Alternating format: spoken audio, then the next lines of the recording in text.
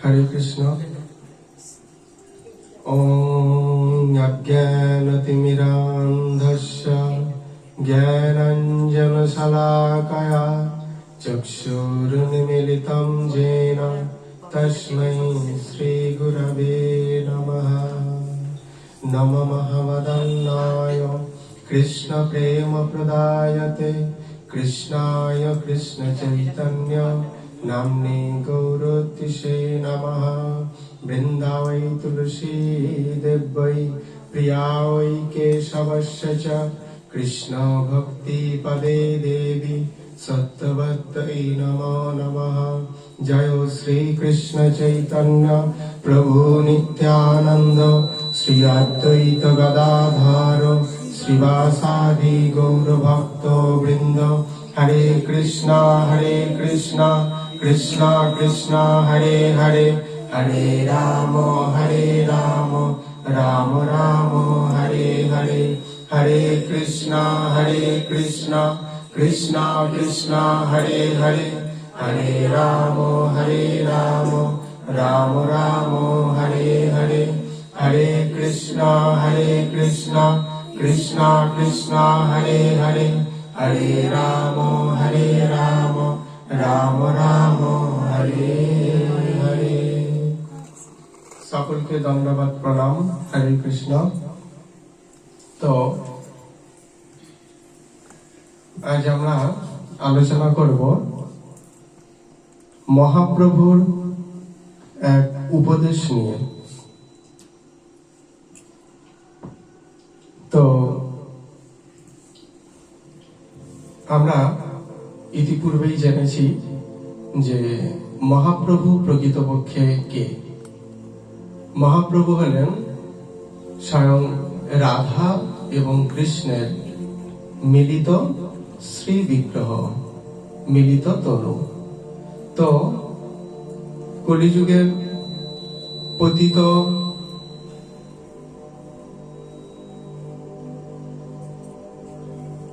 হরে কৃষ্ণ। তো কলিযুগের পতিত মানুষদের বা কলিহত জীবের দুরবস্থা লক্ষ্য করে তিনি এই জগতে অবতীর্ণ হয়েছিলেন, তো আমাদের উদ্ধার করার জন্য, জড় জগতের বন্ধন থেকে মুক্ত করার জন্য। তিনি আমাদেরকে যে নির্দেশ দিয়েছেন তার মধ্যে এক গুরুত্বপূর্ণ নির্দেশ ভক্তি জগতে পৌঁছানোর বা ভগবান শ্রীকৃষ্ণকে লাভ করার বা প্রাপ্ত হওয়ার চরম শিক্ষা তিনি প্রদান করেছেন। তো তিনি বলছেন যে বলো কৃষ্ণ, ভজ কৃষ্ণ, করো কৃষ্ণ শিক্ষা। মহাপ্রভু আমাদের তিনটে কথা বলেছেন, তিনটে ধাপ বলেছেন, তিনটে ধাপ বা সোপান। কি বললাম, কি বলতে বলেছেন? বলো কৃষ্ণ, ভজ কৃষ্ণ, করো কৃষ্ণ শিক্ষা। কি বললাম? বলো কৃষ্ণ, ভজ কৃষ্ণ, করো কৃষ্ণ শিক্ষা। তিনটে ধাপ। যেমন এই মুহূর্তে আমরা যদি মনে করি যে হাওড়া যাব তারকেশ্বর থেকে, তাহলে আমাদের তিনটে পদক্ষেপ থাকে। এক নম্বর কি না, এখান থেকে আমরা প্ল্যাটফর্মে যাব, একটা পদক্ষেপ। তারপর টিকিট কাটতে হবে, দ্বিতীয় পদক্ষেপ। তৃতীয় পদক্ষেপ হাওড়া যাওয়ার গাড়িতে চেপে বসতে হবে। তাহলে এটা হলো কি তৃতীয় পদক্ষেপ। হাওড়া যদি আমাকে পৌঁছাতে হয় তাহলে এই তিনটে পদক্ষেপকেই গ্রহণ করতে হবে। এর মধ্যে যে কোনো একটাকে বাদ দিলে হয় না, তিনটেকেই। আমি যদি মনে করি যে হাওড়া যাব, তো এখান থেকে আমি প্ল্যাটফর্মে গেলাম, টিকিটও কাটলাম, কিন্তু হাওড়া যাওয়ার গাড়িতে উঠে বসলাম না, তাহলে আমি হাওড়া পৌঁছাতে পারবো না। আমি মনে মনে ভাবলাম টিকিট কাটবো আর হাওড়া যাওয়ার গাড়িতে বসবো, তাহলে এখান থেকে প্ল্যাটফর্মে গেলাম না, তাহলেও কিন্তু হাওড়া পৌঁছাতে পারবো না। অর্থাৎ হাওড়া পৌঁছাতে গেলে আমাকে তিনটে ধাপ বা পদক্ষেপ গ্রহণ করতেই হবে, এছাড়া উপায় নেই। যে কোনো একটাকে বাদ দেওয়া যাবে না, তিনটেকেই গ্রহণ করতে হবে। ঠিক সেরকম মহাপ্রভু আমাদের বলছেন কি, ভগবত প্রাপ্তি আমাদের এই দুর্লভ মানব জন্ম প্রদান করা হয়েছে। কেন? এই জন্মের এই দেহের মাধ্যমে হরিভজন করে ভগবত প্রাপ্তি অর্থাৎ ভগবানকে প্রাপ্ত হব।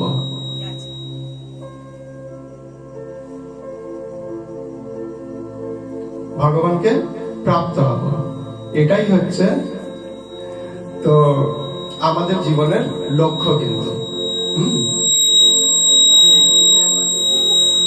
হরে কৃষ্ণ। তো হাওড়া যেতে গেলে আমাদের তিনটে পদক্ষেপ গ্রহণ করতে হবে। ঠিক সেরকম এই যে দুর্লভ মানব জন্ম আমরা লাভ করেছি, এই জীবনের চরম লক্ষ্য কি? ভগবানকে প্রাপ্ত হওয়া। তো সেই ভগবানকে প্রাপ্ত হতে গেলেও তিনটে পদক্ষেপ মহাপ্রভু আমাদেরকে বলে দিয়েছেন। এই তিনটে পদক্ষেপের যে কোনো একটাকে গ্রহণ করলে হবে না, তিনটেকেই গ্রহণ করতে হবে। তিনটে ধাপ। সিঁড়ির বা ধাপের মধ্য দিয়ে আমরা যখন ছাদে উঠি, তখন প্রত্যেকটা ধাপকেই আমরা স্পর্শ করে যাই, তবেই ছাদে পৌঁছানো যায়। তো ঠিক সেরকম ভগবত প্রাপ্তির জন্য তিনটে নির্দেশ মহাপ্রভু দিয়েছেন। কি বললাম? বলো কৃষ্ণ, ভজ কৃষ্ণ, করো কৃষ্ণ শিক্ষা। প্রথম ধাপ কি? প্রথম ধাপ হলো কৃষ্ণের নাম এই জিহ্বাতে উচ্চারণ করা। কৃষ্ণ এই নামটা কখনোই আমাদের জড় জগতের আর পাঁচটা নামের মতো নয়। এটা প্রকৃতপক্ষে চিন্ময়। এই নামের মধ্যে কি বলছেন মহাপ্রভু? আমাদেরকে বলছেন যে ধর্ম, যজ্ঞ, যোগ, জ্ঞানে যত শক্তি ছিল সব হরি নামে কৃষ্ণ স্বয়ং সমর্পিল।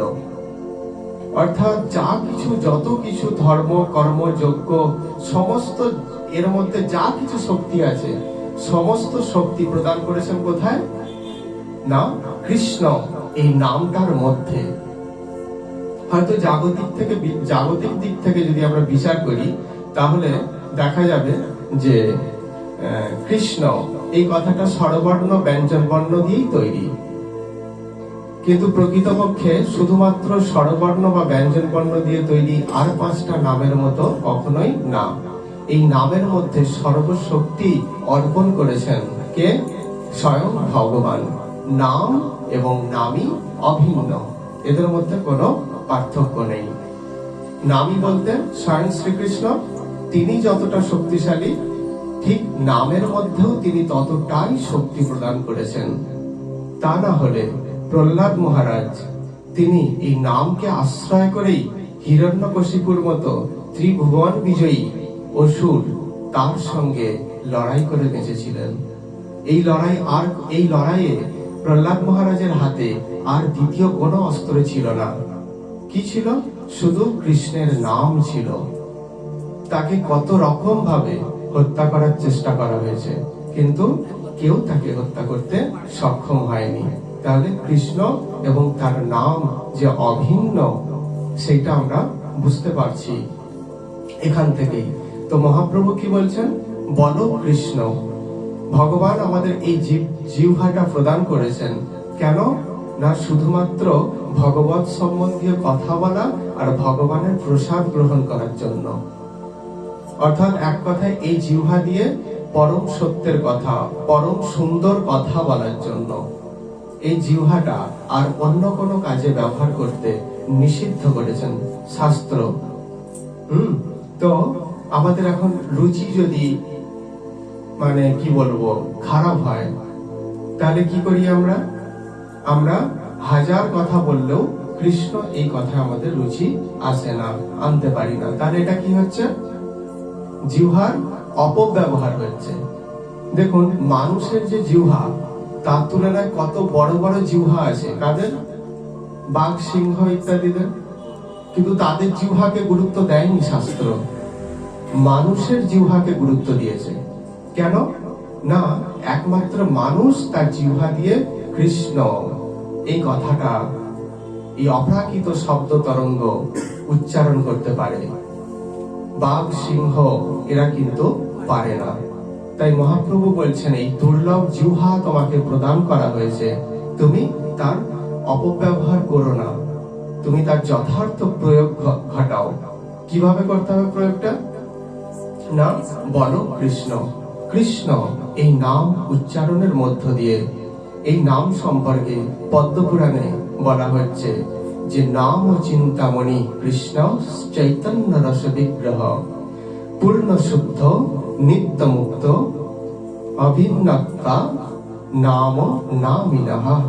অর্থাৎ শ্রীকৃষ্ণ ও তার নাম অভিন্ন, এদের মধ্যে কোনো পার্থক্য নেই, এরা অভিন্ন। উভয়ই চিন্তামণির মতো সকল অভীষ্ট পূরণ করেন।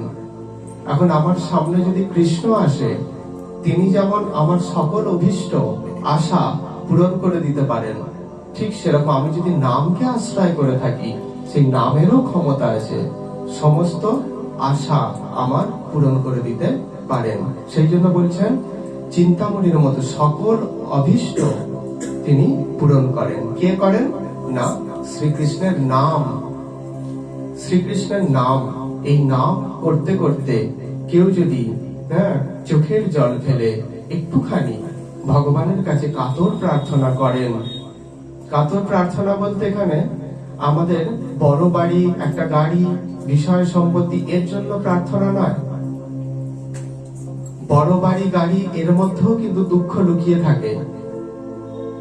তো আমরা এই জড় জগতের থেকে মুক্ত হওয়ার জন্য ভগবান শ্রীকৃষ্ণের মানে শ্রী চরণ কমলে শুদ্ধ প্রেম ভক্তি লাভ, এইটার মধ্যেই কিন্তু জীবের সমস্ত চাওয়া পাওয়া লুকিয়ে থাকে। তো সেই যদি আমরা প্রার্থনা করি, ভগবান অবশ্যই আমাদের কৃপা করবেন, সমস্ত কিছুই আমাদেরকে প্রদান করবেন। এই নামকে আশ্রয় করে থাকো। সেই জন্য সকল মহাত্মারা এক কথা বলেছেন, তুমি নামকে আশ্রয় করো, হরি নাম আশ্রয় করো, হরি নাম আশ্রয় করে জীবন ধারণ করো, সংগ্রাম করো, জীবন সংগ্রামে অবতীর্ণ হও, নামকে কখনো ছেড়ো না। মহাপ্রভু এই নামকে এত সুলভ করেছেন যে সমস্ত ক্ষেত্রে এই নাম উচ্চারণ করা যাবে, কিবা শয়নে, কিবা ভোজনে, পথে চলতে চলতে, সর্ব অবস্থাতেই। আমাদের এখন অসৌচ, তাই হরিনাম করা যাবে না। আমি এখন শয়নে আছি, হরিনাম করা যাবে না, এমন কিন্তু নয়। মহাপ্রভু এক কথায় যদি বলি, হরি নামকে সমস্ত জীবের কাছে অতি অতি সুলভ করেছেন, মানে যা সহজেই পাওয়া যাবে। সেই সুলভ বস্তুকে যদি আমরা ধারণ করি, তবেই কিন্তু আমাদের মানব জীবনটা সফল বা ধন্য, নচেত কিন্তু কখনোই সম্ভব নয়। তো সেই জন্য পদ্মপুরাণে বলছেন যে চিন্তামণির মতো সকল অভীষ্ট পূরণ করেন এবং উভয়ই পূর্ণ শুদ্ধ নিত্য মুক্ত আনন্দময় ও চৈতন্য স্বরূপ। উভয় বলতে স্বয়ং কৃষ্ণ এবং তার নাম, উভয় কিন্তু এক চৈতন্য স্বরূপ, পূর্ণ নিত্য মুক্ত শুদ্ধ। এই নাম কখনো অশুদ্ধ হয় না, বরং এই নাম আমাদের অশুদ্ধ চেতনকে শুদ্ধ করে। সেই জন্য মহাপ্রভু বলছেন কি না, বলো কৃষ্ণ। এই কৃষ্ণ কথাটা বললে কি হয়? আমাদের জন্ম জন্মান্তরের বহু পাপ বিনষ্ট হয়। সেই কথা ভাগবতে স্বয়ং সুখদেব গোস্বামী ছিল পরীক্ষিত মহারাজকে এই কথাটা বলছেন। কি বলছেন? তস্মাৎ সংকীর্তনম বিষ্ণু জগন মঙ্গলম অংহসাম মহতামপি কৌরব্য বিদ্ধৈ কান্তিক নিষ্কৃতম। 6:3-31 নম্বর শ্লোকে বলা হচ্ছে ভাগবতে। অর্থাৎ এর অর্থ কি না, হে গুরুবংশের পরীক্ষিতকে ভাগবত শ্রবণ করানো হচ্ছে, তাই তিনি পরীক্ষিতকে বলছেন, হে পরীক্ষিত, গুরুতর পাপ সমূহের প্রকৃত প্রায়শ্চিত্ত হলো ভগবান শ্রীকৃষ্ণ বা শ্রী বিষ্ণুর নাম কীর্তন করা, প্রকৃত প্রায়শ্চিত্ত। আমরা এখন কি করি না, বয়স হয়ে গেছে আর বাঁচবে না, জল পর্যন্ত খাচ্ছে না, তার জন্য কি করো, একটু ব্রাহ্মণ ডেকে প্রায়শ্চিত্ত করে যাও। এটাকে প্রকৃত প্রায়শ্চিত্ত বলছে না। কে বলছে? এটা কিন্তু আমি বলছি না, এটা কে বলছে? ভাগবত বলছে, স্বয়ং ভগবান, তারই বাণী। তিনি বলছেন শ্রীল সুখদেব গোস্বামীর মুখ দিয়ে, কি বলছেন না, গুরুতর পাপ সমূহের প্রকৃত প্রায়শ্চিত্ত হলো এই নাম। নামের প্রভাবে কি হয়?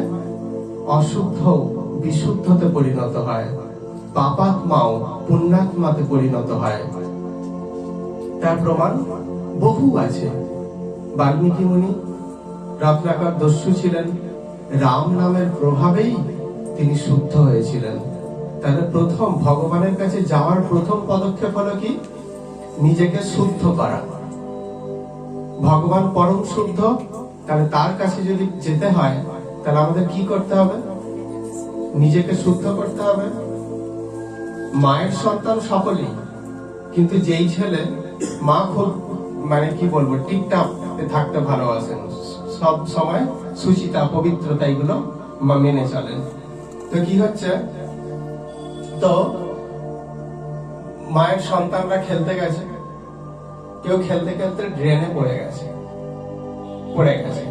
এবার সেই অবস্থায় সে নোংরা মেখে আসছে।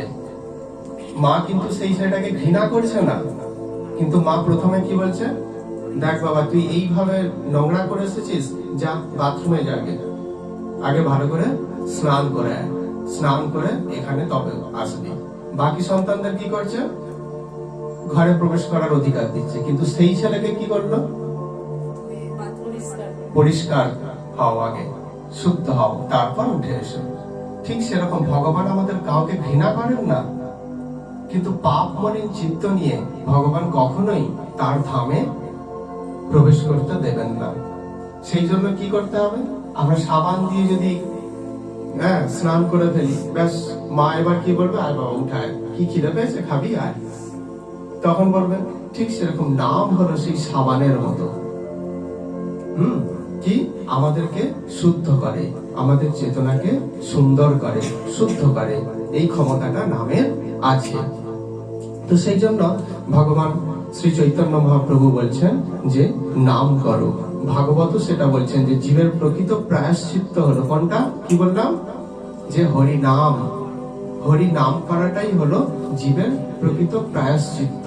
এর থেকে বড় প্রায়শ্চিত্ত আর কেউ হয় না। আমরা গ্রাম বাংলাতেও দেখেছি বহু মানুষের প্রায়শ্চিত্ত হয় মৃত্যুকালে, কিন্তু বৈষ্ণবদের কাউকে দেখা হয়েছে যে তাদের প্রায়শ্চিত্ত করতে হচ্ছে? তাদের প্রায়শ্চিত্তের প্রয়োজন হয় না, কারণ তারা সর্বদা নামকে আশ্রয় করে থাকে। এর থেকে বড় প্রায়শ্চিত্ত আর কি আছে? কিছুই নেই। সেই জন্য চৈতন্য মহাপ্রভু এই নির্দেশ আমাদের দিচ্ছেন। এর দ্বারা কি হয়? এই শ্রীকৃষ্ণের নাম কীর্তনের দ্বারা জগতের পরম মঙ্গল সাধিত হয়। শুধু তোমার মঙ্গল সাধিত হয় না, এই অপ্রাকৃত শব্দ তরঙ্গ যত দূর যাবে সেখানের সমস্ত অশুভ দূরীভূত হয়ে যায়। এমনই তার ক্ষমতা। সেই জন্য মহাপ্রভু আমাদেরকে সর্বদাই নির্দেশ দিয়েছেন কি না, কৃষ্ণ নাম করা। কৃষ্ণ এই নাম, কৃষ্ণ কথার অর্থ আমরা আগেও আলোচনা করেছি, কৃষির ধুবাচক শব্দ নশ্চ নিবৃত্তি বাচক। কৃষ্ণ কথার মানেটা তাহলে কি? কৃষ্ণ কথার অর্থ হলো যে এই জড় জগতের বন্ধনে আমরা প্রত্যেকে কম বেশি দুঃখ কষ্ট ভোগ করছি, কেউ শারীরিক, কেউ মানসিক, কেউ অন্যান্য সমস্ত দিক থেকেই আমরা কিছু না কিছু আমরা কষ্ট ভোগ করছি। যার নাম উচ্চারণ করলে তিনি কি করেন না, তিনি আকর্ষণ করেন আমাদেরকে। কোথায় আকর্ষণ করে নিয়ে যান? সেই চিৎ জগতে নিয়ে যান, নিয়ে গিয়ে তার সেবা অধিকার দিয়ে আমাদের নিত্য আনন্দ প্রদান করেন। কৃষির ভূবাচক শব্দ অর্থাৎ ভূ জগৎ থেকে আকর্ষণ করে তিনি তার নিত্য আনন্দময় ধামে ফিরিয়ে নিয়ে যান। নিয়ে গিয়ে কি করেন? আমাদের নিত্য আনন্দ প্রদান করেন। সেই আনন্দটা কিরকম? নিত্য। এই জগতের সুখ দুঃখ কিরকম? অনিত্য। অর্থাৎ সুখ আজকে আছে, কালকে সে চলে যাবে, দুঃখ আজকে আছে, কাল চলে যাবে, এগুলো সব অনিত্য। কিন্তু সেখানে কি না, সেই জায়গায় আকর্ষণ করে আমাদের নিয়ে যান, নিয়ে গিয়ে কি করেন? আমাদের নিত্য আনন্দ প্রদান করেন। এটাই কৃষ্ণ ভালোবাসেন, জীব আমার কাছে ফিরে আসুক, মা যেমন সর্বদাই চায় যে তার সন্তান তার কাছে ফিরে আসুক, ঠিক সেরকম কৃষ্ণ সর্বদাই চান যে আমার অংশ জীব, আমি আনন্দময়, আমার জীব, প্রত্যেকটা জীব আনন্দময়। সে কেন জড়জগতে দুঃখ কষ্ট ভোগ করবে? কেন ওই জায়গাতে পড়ে থাকবে? আমার কাছে চলে এসো। সেই জন্য করতে গেলে কি হবে? সেই জায়গায় পৌঁছাতে গেলে ভগবানের নাম করতে হবে সদা সর্বদা, অর্থাৎ এই জীবটার যথার্থ প্রয়োগ করতে হবে। এই জিহ্বা দিয়ে আন কথা একদমই না। এই জিহ্বার যতটুকু প্রয়োগ করতে হবে সুন্দর কথায়, সুন্দর কথা বলার জন্যই এই জিহ্বা তিনি প্রদান করেছেন। তাই সর্বদাই এই জিহ্বা দিয়ে সুন্দর কথা বলো, এমন কথা বলো যেন মানুষের চরিত্র পরিবর্তিত হয়, তাহলে শ্রীকৃষ্ণ সর্বাধিক সন্তুষ্ট হবেন। এমন কথা বললো না যে যার ফলে মানুষ বিমর্ষ হয়ে পড়বে, ভেঙে পড়বে, সে আরো অসৎ পথের দিকে যাত্রা করবে। এই কথা একদম বলতে যেও না। তো যথার্থ প্রয়োগ ঘটাতে হবে আমাদের জিহ্বার। সেই জন্য কৃষ্ণ নামটা সদা সর্বদা উচ্চারণ করো। এই নামের শাস্ত্রে আরো বলা হয়েছে চক্রায়ুধস্য নামানি সদা সর্বত্র কীর্তয়েৎ। চক্রায়ুধ মানে ভগবান শ্রীকৃষ্ণের আরেক নাম চক্রায়ুধ, চক্রযুক্ত আয়ুধ। আয়ুধ মানে অস্ত্র, চক্র যার অস্ত্র তাকে চক্রায়ুধ বলে। তাহলে কে সেই চক্রায়ুধ? ভগবান শ্রীকৃষ্ণ। সেই জন্য বলছেন চক্রায়ুধস্য নামানি সদা, মানে সব সময়, সর্বদা, সদা সর্বত্র। সর্বত্র মানে সমস্ত জায়গাতেই কীর্তন করা যেতে পারে, কোনো বাদ বিচার নেই। হ্যাঁ, এটা ভগবান ছাড় দিয়েছেন। কারণ আমরা যেই জায়গাটাকে অপবিত্র বলে মনে করি, যেই জায়গাটা অপবিত্র, ভগবান শ্রীকৃষ্ণের নাম করব, আচ্ছা সেই জায়গাতেই তো আমার মৃত্যু হতে পারে, হয়ে যেতে পারে, তাই তো? আমি তো জানি না মৃত্যু আমার কোথায় হবে। তো যেটাকে অবজ্ঞা করে আমি সেই জায়গাটাকে নাম করছি না, তাহলে কি হবে? সেই জায়গাতে যদি মৃত্যু আসে তাহলে আমি আর কিন্তু ভগবত ধাম লাভ করতে পারবো না। কেন? তার কারণ ভগবান বলেইছেন যে মৃত্যুর সময় যিনি আমার নাম স্মরণ করতে করতে দেহ ত্যাগ করেন, তার আর এই জড়জগতে আর পুনরায় ফিরে আসতে হয় না, সে আমার চিন্ময় ধাম প্রাপ্ত হয়।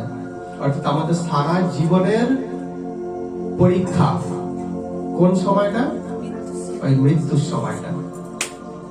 মৃত্যুর সময় আমরা কে কতটা নিষ্ঠা সহকারে হরিনাম করেছি তার পরীক্ষা হবে ওই সময়। ওই জন্য কথায় বলা হয় কি যে মহাপুরুষের চিহ্ন মরণে। ওই ব্যক্তিটা মহাপুরুষ কিনা সেটা চিনব কখন? মৃত্যুর সময়।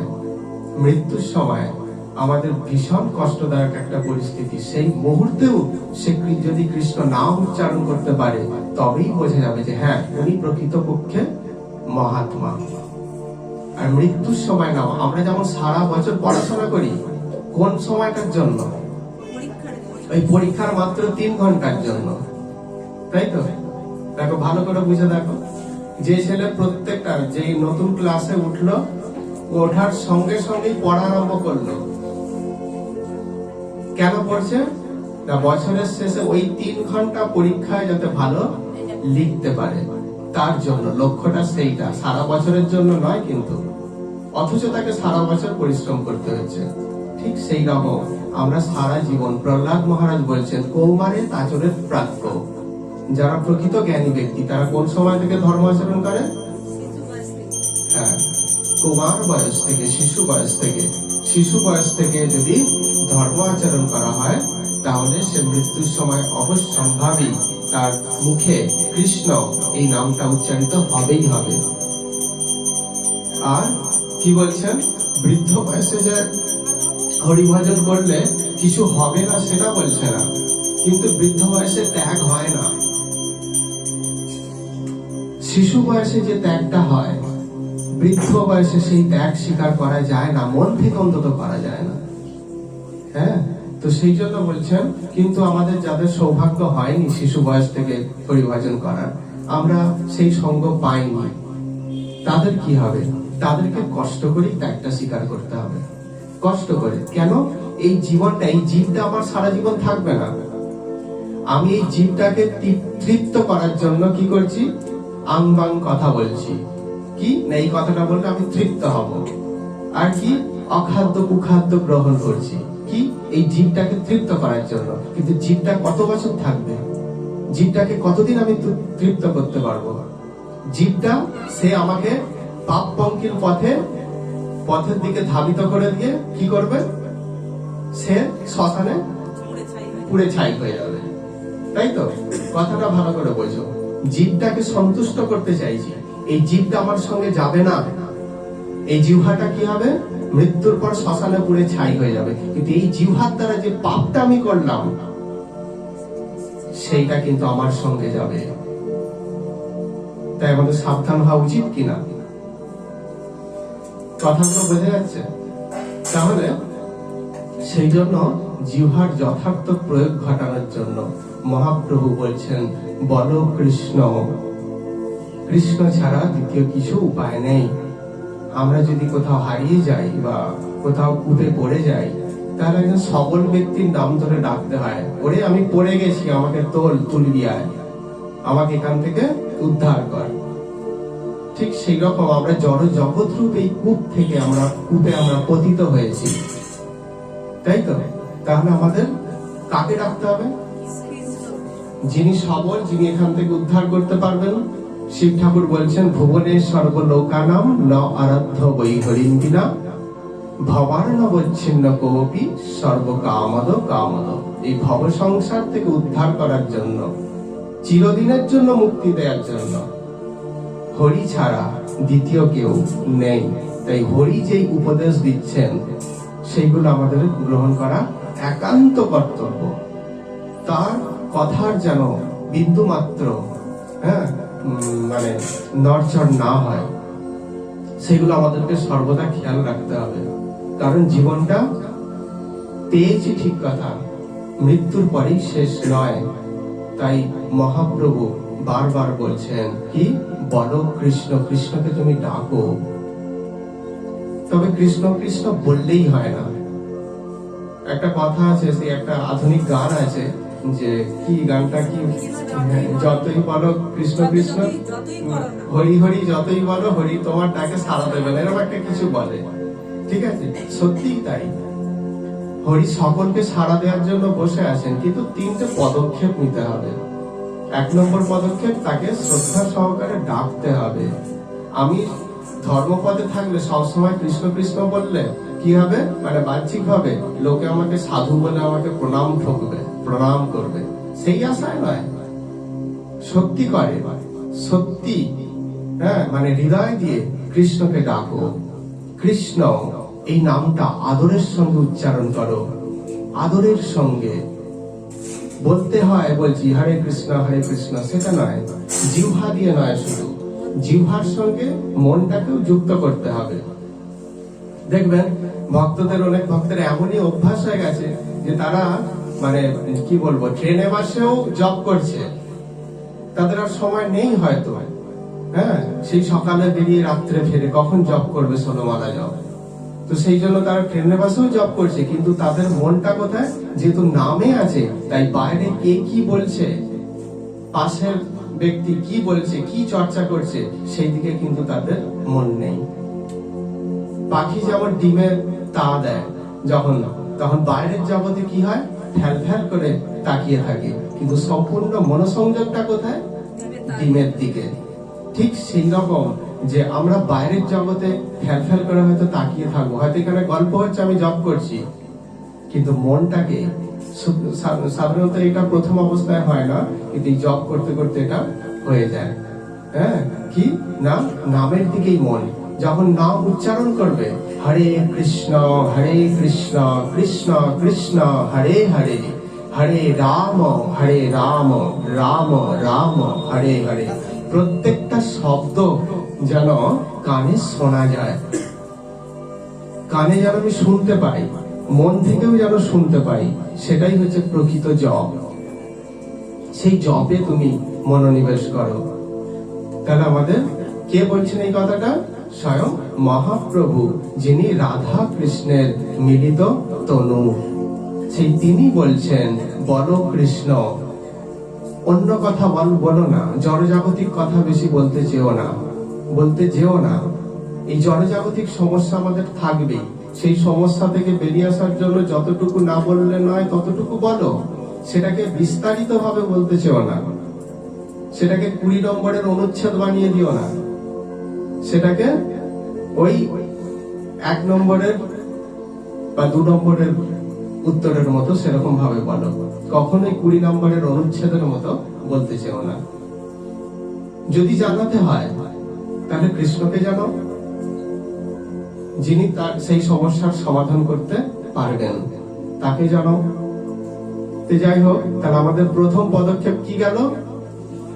বলো কৃষ্ণ। জোরে জোরে বলতে হবে।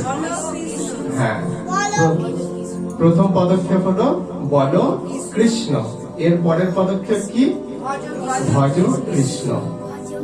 কৃষ্ণ গীতায় বলছেন ভজস্য মাম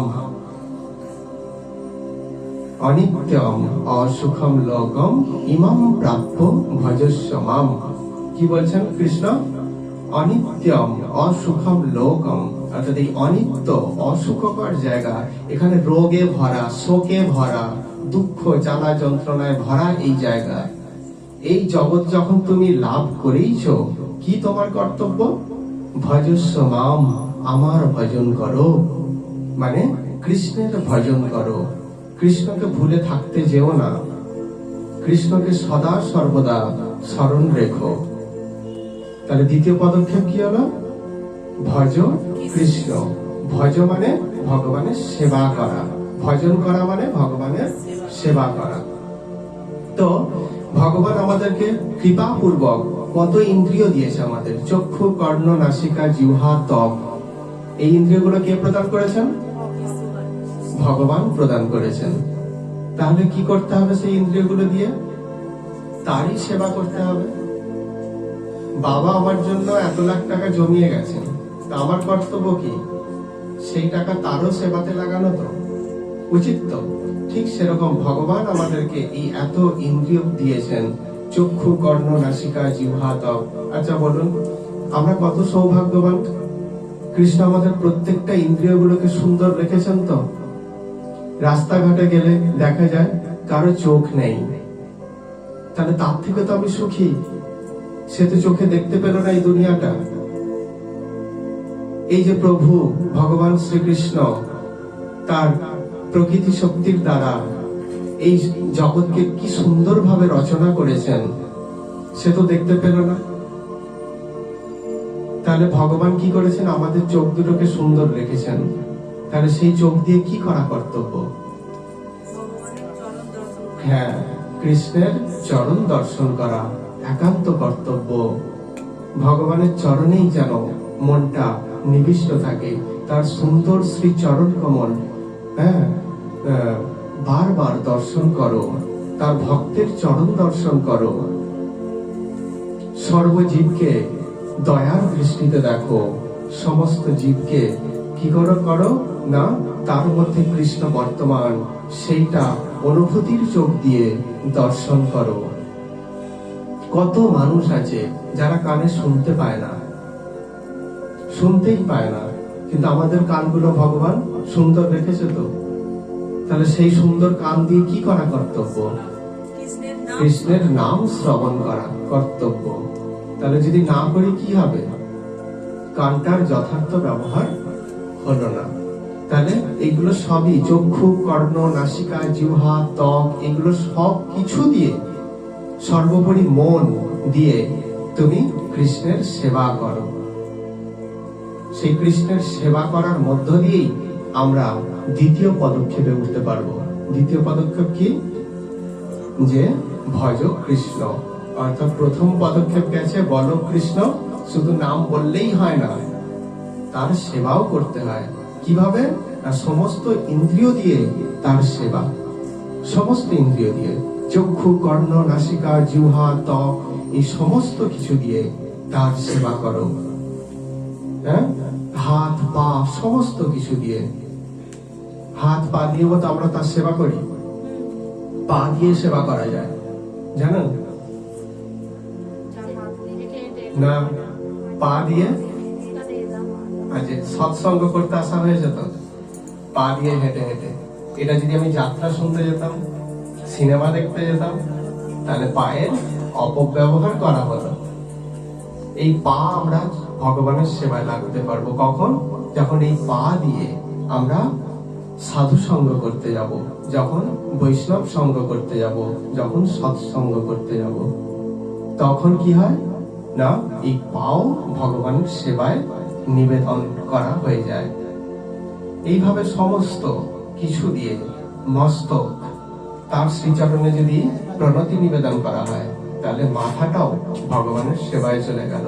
মন দিয়ে যদি সবসময় কৃষ্ণের চিন্তন করি, কিভাবে ভগবানের নাম প্রচার করব, কিভাবে আমি ভগবানকে সন্তুষ্ট করব, কি রন্ধন করব ভগবানের জন্য, ভগবানের মন্দিরটা কিভাবে সাজাবো, কিভাবে কি করব, তাহলে এটা কি হচ্ছে, মনটা ভগবানের সেবায় চলে গেল। সর্বোপরি তোমার বুদ্ধিটা, আমরা বুদ্ধিটা প্রয়োগ করি কি কোথায়? কিভাবে একজনকে ঠকিয়ে আমি আরো বড় হব,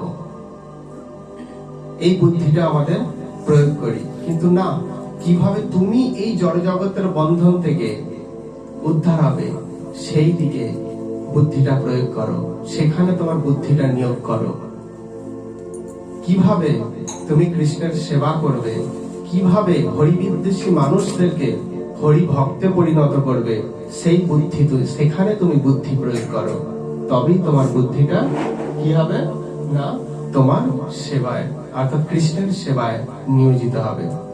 অর্থাৎ ভজস্ব মাম, অর্থাৎ আমার ভজন করো, সমস্ত অঙ্গ দিয়ে তুমি আমার ভজন করো, সমস্ত ইন্দ্রিয় দিয়ে আমার অর্থাৎ ভগবান শ্রীকৃষ্ণের সেবা করো। এটাই হচ্ছে কি ভজন করা ভগবানের। ভজন মানে শুধু গান নয়, প্রভু একটা ভজন করুন মানে গান মানে না, ভজন মানে ভগবানের সেবা করা। সে ভগবানের কীর্তন করলেও তার সেবা হয়। শুধু কীর্তনকে ভজন বলে না। হ্যাঁ, তো এটা আমাদের জানতে হবে, সমস্ত ইন্দ্রিয় দিয়ে তার সেবা করা। তাহলে দ্বিতীয় পদক্ষেপ হলো, প্রথম পদক্ষেপ কি বললাম, বলো কৃষ্ণ। দ্বিতীয় পদক্ষেপ ভজ কৃষ্ণ, অর্থাৎ আমরা হাওড়া যাব, আমরা প্ল্যাটফর্মে পৌঁছেছি বলো কৃষ্ণের মধ্য দিয়ে, এবার টিকিট কাটলাম অর্থাৎ ভজ কৃষ্ণের মধ্য দিয়ে কৃষ্ণের সেবা করা হলো। ঠিক আছে, সেবা আমি করছি। আর ট্রেনে যদি উঠে না বসি, কত ট্রেন আসবে যাবে, আমি আর হাওড়া পৌঁছাতে পারবো না। তৃতীয় পদক্ষেপ কি, সেই ট্রেনে উঠে বসা, হাওড়া যাওয়ার গাড়িতে উঠে বসা। সেই হাওড়া যাওয়ার গাড়িটা কি এখানে না, এটা হচ্ছে হ্যাঁ করো কৃষ্ণ শিক্ষা। কৃষ্ণ গীতা ভাগবতে যে সমস্ত শিক্ষাগুলো প্রদান করেছেন, সেগুলো তুমি গ্রহণ করো। আমি মুখে কৃষ্ণ কৃষ্ণ বলছি, অথচ কৃষ্ণ যেগুলো নিষেধ করেছেন সেগুলো দিনের পর দিন আমি করে যাচ্ছি, আমি কখনোই পৌঁছাতে পারবো না। আমি মুখে কৃষ্ণ কৃষ্ণ বলছি, কিন্তু ভগবানের সেবার পরিবর্তে আমার নিজের সেবার দিকে বেশি নজর, বেশি খেয়াল, আমি কখনোই কৃষ্ণের সেই জীব জগতে পৌঁছাতে পারবো না। তিনটেই প্রয়োজন, বলো কৃষ্ণ, ভজ কৃষ্ণ, করো কৃষ্ণ শিক্ষা। কৃষ্ণ গীতা ভাগবতে আমাদের কত শিক্ষা দিচ্ছেন। সবার প্রথমেই শিক্ষা দিচ্ছেন কি, তুমি তোমার জড় দেহ নও। তুমি কে, তোমার পরিচয় কি? বলে আমি অমুকের স্বামী, আমি অমুকের স্ত্রী, আমি বড় ব্যবসায়ী, আমি বড় এই সেই হেনা তেনা। মানে এগুলো কে বললো তোমার পরিচয়?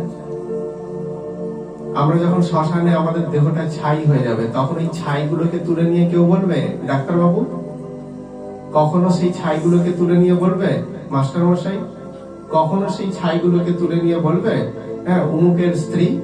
কখনো কি সেই ছাইগুলোকে তুলে নিয়ে বলবে অমুকের স্বামী? কথা বলছো না কেন? কেউ বলবে? তখন কি বলবে? তখন তোমার পরিচয় কি? ছাই, ভস্য। এগুলো তো আমাদের প্রকৃত পরিচয় নয়। তাহলে ভগবান সেই পরিচয়টা শিখিয়ে দিচ্ছেন, কে তুমি? চিন্ময় ও শাশ্বত আত্মা, যার জন্ম হয় না আর মৃত্যু কখনো হবে না। সেই শক্তিটাই হলো তুমি। তুমি তোমার জড় দেহ নও। তাই কি করবে, এই জড় দেহের দিকে বেশি নজর দিও না, চিন্ময় আত্মার দিকে নজর দাও। কে বলছেন কথাটা? কোথায় বলছেন? গীতাতে। গীতায় বলছেন। ভাগবত বলা আছে, কিন্তু গীতাতে এই শিক্ষাটা বেশি করে প্রদান করছেন। 2য় অধ্যায় সাংখ্যযোগে। কারণ আমরা কে? চিন্ময় ও শাশ্বত আত্মা। তাহলে এই জ্ঞান, তাহলে আমার কার দিকে বেশি নজর দেবো? আচ্ছা, আমি এক জায়গায় গেছি, কাঁটা বন দিয়ে যাচ্ছি, আমি পরনে পোশাক পরে আছি, আমি কোন দিকে নজর দেবো?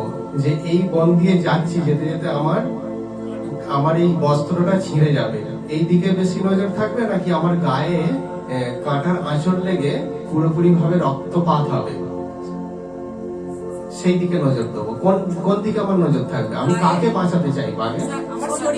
হ্যাঁ, অর্থাৎ বস্ত্র ছিঁড়ুক, আবার কিনে নেব, কিন্তু আমার শরীরটা যেন না লাগে, যেন কেটে রক্তারক্তি না হয়।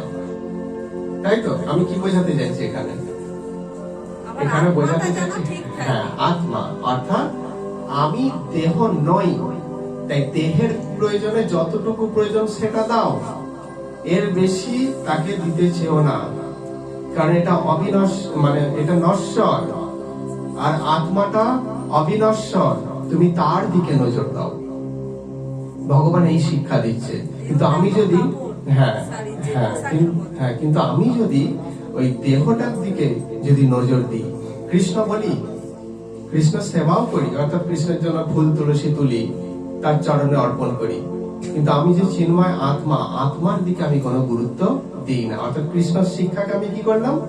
অবহেলা করলাম। এতেও কিন্তু হবে না। কৃষ্ণ আরো শিক্ষা দিচ্ছেন, তুমি যুদ্ধ করো, যুদ্ধ করাই তোমার ধর্ম। অর্জুনকে কি বলছেন? তুমি ক্ষত্রিয়, যুদ্ধই তোমার কর্ম, যুদ্ধ করো। এখানে আমরা প্রত্যেকেই ক্ষত্রিয়, যে যেই বংশেই জন্মগ্রহণ করি না কেন, ক্ষত্রিয়। কারণ ক্ষত্রিয়দের জীবনে যুদ্ধ আছে, যার জীবনে যুদ্ধ আসে না সে ক্ষত্রিয় নয়, যার জীবনে যুদ্ধ আসে সেই ক্ষত্রিয়। তাহলে আমাদের প্রত্যেকের জীবনে যুদ্ধ আসে। তো যুদ্ধ মানে সংগ্রাম।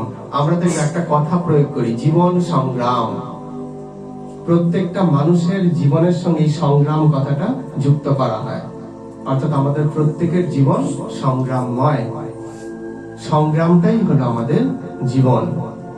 সংগ্রাম কার সঙ্গে সংগ্রাম করব? পাশের বাড়ির লোকটার সঙ্গে না, সেই সংগ্রাম নয়। আমার চিরশত্রু, যারা আমার হৃদয়ের মধ্যে লুকায়িত আসুরিক গুণগুলো, সেগুলো আমাকে অধঃপতিত করতে চাইছে, তাদেরকে যুদ্ধ করে বিনষ্ট করো।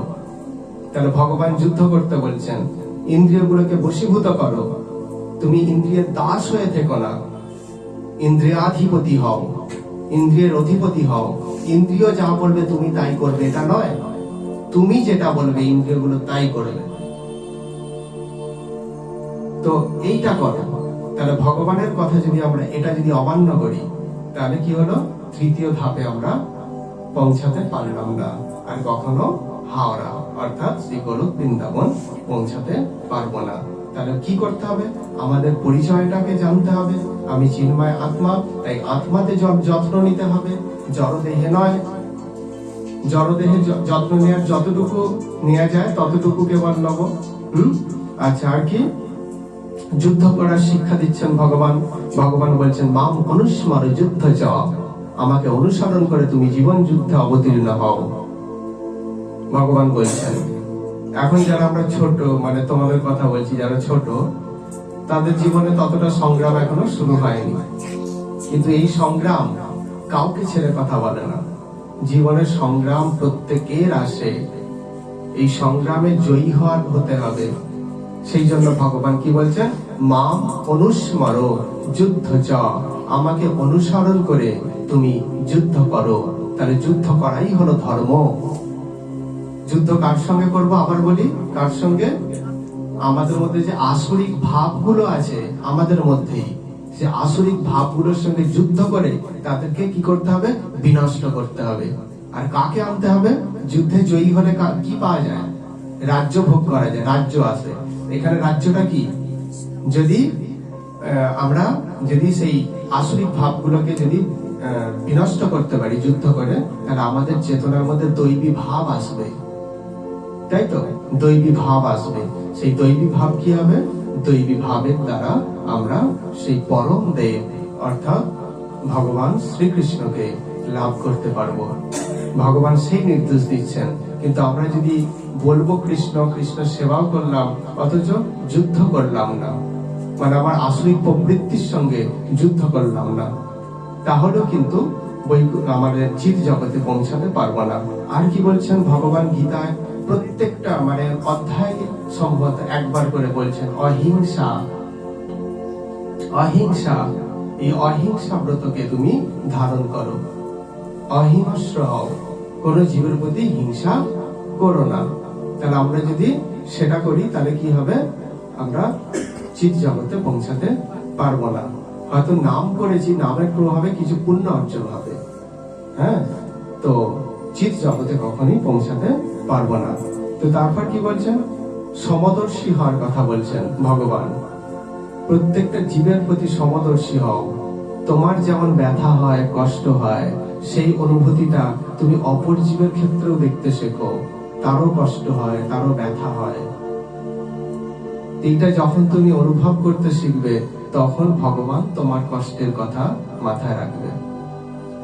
আমি যদি সকলের কষ্টের কথা মাথায় রাখি, তাহলে আমার কথা, আমার কষ্টের কথাও ভগবান রাখবেন। না হলে আমি যদি কারো কষ্টের দিকে নজর না দিই, ভগবানও আমার প্রার্থনা কখনোই শুনবে না। হ্যাঁ, তো সেই জন্য সমদর্শী হওয়ার কথা বলছেন, সহনশীল হওয়ার কথা বলছেন ভগবান গীতায়। আর কি বলছেন? তুমি আসরিক প্রবৃত্তিকে পরিত্যাগ করে দৈবী গুণের অধিকারী হও। দৈবী গুণকে অর্জন করতে বলছেন দৈবাসুর বিভাগ যোগে ওখানে। তো তারপরে মমত্ব বুদ্ধি শূন্য হতে বলছেন। আমি ভক্ত হয়েও যদি আমি আর আমার আমার আমার করতে যদি না ভুলি, তাহলে নিশ্চয়ই ভগবানের নির্দেশকে মানা হচ্ছে না। শুধু আমি জীবনে দুটো জিনিস চিনি, কৃষ্ণ নাম করি, কিন্তু জীবনে দুটো জিনিসকে চিনি। সে দুটো জিনিস কি? আমি আর আমার। এই নিয়েই আমার জীবন। অথচ কৃষ্ণ নাম বলি সব সময়, হ্যাঁ, কিন্তু এটাও নয় মমত্ব বুদ্ধি শূন্য হও। তুমি তোমার কে? আমার। আমি চিন্ময় আত্মা, আমার বলতে একজনই আছে, শ্রী গুরুদেব আর কৃষ্ণ, গুরু গৌরাঙ্গ গোবিন্দ, দুজনই কেবল আছেন, তাই তো? তাহলে আর কিছুই কিন্তু তোমার নয়। তাহলে এই মমত্ব বুদ্ধি শূন্য হও, ক্ষমাশীল হও। ভগবান আরো বলছেন ক্ষমা করতে শেখো মানুষকে। মানুষ ভুল করে, হ্যাঁ, কি করে না, খারাপ কাজ করে ফেলে, ভ্রান্তির দ্বারা, মানে কি বলবো, বিভ্রান্ত হয়ে করে ফেলে, কিন্তু তাকেও তুমি ক্ষমা করো। নিত্যানন্দ প্রভু তিনি যখন প্রচার করছিলেন, তখন পথে জগাই আর মাধাইয়ের সঙ্গে দেখা হয়। নিত্যানন্দ প্রভু কি বললেন? তাদেরকে হরিনাম করতে বললেন। তো তারা কি করলেন? তারা সুরার পাত্র ছুঁড়ে নিত্যানন্দ প্রভুকে আঘাত করলেন। তখন নিত্যানন্দ প্রভু কি বললেন? মেরেছিস, ঠিক আছে, ভালো করেছিস, ঠিক করেছিস, মেরেছিস, কিন্তু একবার কৃষ্ণ বল। তাহলে দেখুন তার মধ্যে কতটা ক্ষমা, কতটা ক্ষমা, তার মধ্যে কতটা ক্ষমা করতে পারে। তিনি স্বয়ং ভগবান হয়ে এই দৃষ্টান্ত দেখিয়ে দিয়ে গেছেন। কৃষ্ণ বল, তবু কৃষ্ণ বল। শেষে কে হারলো? নিত্যানন্দ প্রভু না জগাই মাধাই? কে নতি স্বীকার করলো? কার কাছে নতি স্বীকার করলো? জগাই মাধাই নিত্যানন্দ প্রভুর কাছে নতি স্বীকার করলো। তাহলে ক্ষমা হও। যদি তিনি কি করতেন? তাকে কলসি ছুঁড়ে মেরেছে, রক্ত ঝরছে, সেই পড়ে যাওয়া কলসিটা ছুঁড়ে নিত্যানন্দ প্রভু যদি তাদের দুজনকে দিতেন, মানে প্রহার করতেন, তারা তো মাতাল, তাদের তো রাস্তায় পা দাঁড়াচ্ছে না, তাদেরকে তো মারধর করা তো সহজ। তাহলে কি হতো? জগাই মাধাই আর পবিত্র হতে পারতো? পবিত্র হতে পারতো না। তো কৃষ্ণ প্রেমে মাতোয়ারা হতে পারতো? পারতো না। সেই জন্য ভগবান বলছেন ক্ষমা, ক্ষমা করতে শেখো। যারা বিভ্রান্ত ও ভ্রান্ত পথগামী তাদেরকে ক্ষমা করতে শেখো। কিসের জন্য? না, তাদেরকে কৃষ্ণ পথে আনার জন্য। হ্যাঁ, তো ক্ষমা করতে শেখো। নিরহংকার, অহংকার শূন্য হও। আমি হরি ভজন করি, তুই আজকে কমালা জপ করেছিস, আমি 60 মালা, তুই 65, তুই আমি 70, কেউ বললো 80, আমি কত করেছি জানিস? 100 পূর্ণ করেছি। তাহলে নাম করেও অহংকার, নাম করেও অহংকার। এটা কিন্তু মহাপ্রভুর ডিকশনারিতে নেই, এই কথাটা গীতাতেও নেই। তুই কতজনকে ভক্ত করতে পেরেছিস? আমি ওই প্রচার করি, কেউ ভক্ত হয় না। আমি জানিস মাত্র 1 বছর প্রচার করছি, প্রায় 100 কাছাকাছি। তাহলে সেই প্রচারটা সঠিক হলো না কেন? সেটা অহংকার মেশানো। ভগবানকে কি কি দিয়ে ভোগ লাগান প্রত্যেকদিন দুপুরবেলা? বেশি কিছু পারি না, শরীর খারাপ, ওই 2-3 তরকারি হয়। আমি জানিস আমার শরীর খারাপ হোক যাই হোক, আমি ভগবানকে 10 তরকারি না হলে আমি দিই না। এর মধ্যে কি লুকিয়ে আছে? প্রত্যেকটা কথার মধ্যে অহংকার লুকিয়ে আছে। তাহলে অহংকার শূন্য হও। কোনো কিছু থেকেই সৎগুরু পেয়েছো, তার জন্য অহংকার করো না। হ্যাঁ, তো কোনো কিছু থেকেই অহংকার করো না। আমি কৃষ্ণ নাম করলাম, অথচ অহংকারটা ছাড়তে পারলাম না, তাহলে কিন্তু কৃষ্ণ শিক্ষাকে আমি কি করলাম? অবজ্ঞা করলাম। তাহলে সেটাই এখানে বলছেন যে তুমি এটাও করো না। তাহলে কি হলো 3টে পদক্ষেপ? বলো কৃষ্ণ, ভজ কৃষ্ণ, কর কৃষ্ণ শিক্ষা। যারা এই 3টে পদক্ষেপকেই গ্রহণ করতে পারে, একমাত্র তাদের জন্যই চিৎ জগতের দরজা উন্মুক্ত হয়, আর কারো জন্য চিৎ জগতের দরজা উন্মুক্ত হতে পারে না। তাহলে আমরা কি করব? প্রথম পদক্ষেপ, বলো কৃষ্ণ, কৃষ্ণ নাম উচ্চারণ করব। করে কি হব? নির্মল হব। নির্মল হওয়াটাই সব নয়, অর্থাৎ শুদ্ধ হওয়াটাই সব নয়। সেই শুদ্ধ চিত্তে আবার প্রেম আনতে হবে, কৃষ্ণ প্রেম। তার জন্য কি করতে হবে? কৃষ্ণের সেবা করতে হবে। একজনের সেবা করতে করতেই তো তার প্রতি প্রেম প্রীতি উৎপন্ন হয়, তাই তো? শুধু তাই নয়, সেটা হলো, এবার কি করতে হবে? সেই ব্যক্তির প্রতি যাকে আমি প্রাপ্ত হতে চলেছি, অর্থাৎ সেই কৃষ্ণ, তার শিক্ষাগুলো হৃদয়ে ধারণ করতে হবে। পাড়ার লোক আমার সঙ্গে যাবে না, পাড়ার লোক আমাদেরকে আনন্দ দিতে পারবে না, কেউ কিছুই করতে পারবে না। সুতরাং কারো কথাতেই যেন আমরা পিছিয়ে না পড়ি। কৃষ্ণ শিক্ষাকে অবজ্ঞা করতে আমাদের যেন সাহস না হয়। তার জন্য কি হবে? যদি আমরা অবজ্ঞা করি সেই কৃষ্ণ শিক্ষাকে, তাহলে কিন্তু আমরা চিৎ জগতে কখনোই ফিরতে পারবো না। সেই জন্য ভগবান আমাদের এই কথা বলছেন। আর কি? সর্বোপরি ভগবান যে শেষে যেটা বলছেন কি? সর্বধর্মান পরিত্যাজ্য মামেকম শরণম ব্রজ। অর্থাৎ আমরা যেন তার শরণাপন্ন হতে শিখি। এটা হচ্ছে আমাদের জীবনের একটা, ভক্ত জীবনের একটা বিশিষ্ট অধ্যায়, বিশাল মূল্যবান বা গুরুত্বপূর্ণ অধ্যায় বলা যেতে পারে। কি বললাম? মামেকম শরণম ব্রজ, একমাত্র আমার শরণ গ্রহণ করো। কিন্তু আমরা অনেকের শরণাপন্ন হয়ে পড়ি। আমরা ভাবি এই ব্যক্তিটা আমার এই উপকার করতে হবে, তাই আজকে আরতি বন্ধ থাক, ওর কাছে ছোট, তাই তো? কিন্তু না, একমাত্র আমার শরণাপন্ন হয়ে থাকো। আমি তোমাকে কি দিই না দিই দেখে নাও। তো তাহলে কৃষ্ণের মূল শিক্ষা কি? না, সমস্ত গৌণ ধর্ম পরিত্যাগ করে কৃষ্ণের শরণাপন্ন হতে শেখা। যদি আমরা তার প্রতি বিশ্বাস আনতে না পারি, তার প্রতি শরণাপন্ন হতে না পারি, তাহলে আমাদের ভক্তি জীবনের একটা অধ্যায় পুরোপুরি শূন্য স্থান হয়ে থাকবে, তাই তো? কারণ আমাদের কি তিনটে পদক্ষেপ, আবার বলো, সবাই বলো, জোরে বলো। বলো কৃষ্ণ, ভজ কৃষ্ণ, কর কৃষ্ণ শিক্ষা। তিনটে, ঠিক আছে? তাহলে আমরা কৃষ্ণ বলবো, কৃষ্ণকে সেবা করব, আর কৃষ্ণ যে শিক্ষা দিয়েছেন সেগুলো অক্ষরে অক্ষরে পালন করার চেষ্টা করব, তাই তো? তাহলেই আমাদের এই জীবনটা কি না সার্থক হবে। অর্থাৎ মহাপ্রভু আমাদের এই যে শিক্ষা দিলেন, মহাপ্রভুর এই শিক্ষাটা প্রত্যেকের গ্রহণ করা উচিত, বারবার উচ্চারণ করা উচিত, এবং প্রত্যেকটা দিন সেটাকে বিচার করা উচিত। আমি কৃষ্ণ বলতে পারলাম তো? কতটা বললাম? প্রথম পদক্ষেপ। এবার দ্বিতীয় পদক্ষেপে যাও, কৃষ্ণের সেবা করতে পারলাম তো? মনে মনেও কৃষ্ণের সেবা হয়। আপনারা হয়তো অনেকে বলবেন যে বাড়ির পরিস্থিতি নেই, ভগবানকে ভোগ নিবেদন করতে পারছি না, তার জন্য অনেকের মনে খুব কষ্ট। আচ্ছা, সেই পরিস্থিতি নেই তো কি হয়েছে? আক্ষেপ করার প্রয়োজন নেই। মানুষে ভগবানের সেবা দিন, মনে মনে ভগবানকে 5 তরকারি রান্না করে ভোগ লাগান।